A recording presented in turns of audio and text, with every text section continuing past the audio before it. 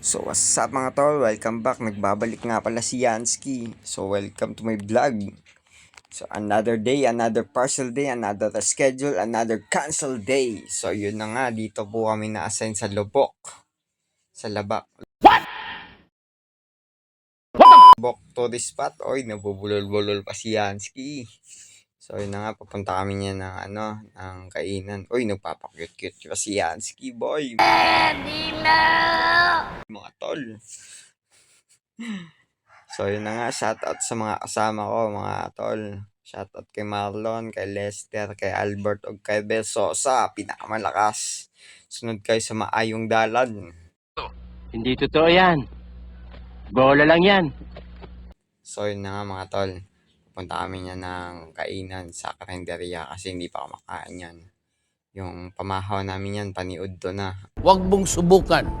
Masisira ang buhay mo. Uy, Bisaya Tagalog ka talaga. So yun na nga, daming dala. Daming dala namin yan, mga 60-70 siguro. Yun na nga, kakain na po kami dyan mga tol.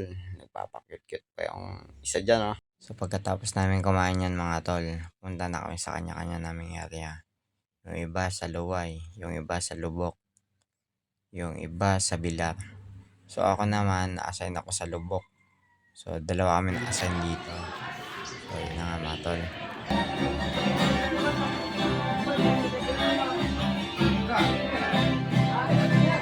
Welcome to Lubok.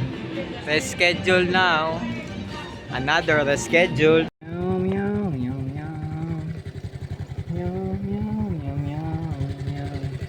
Bukid na naman.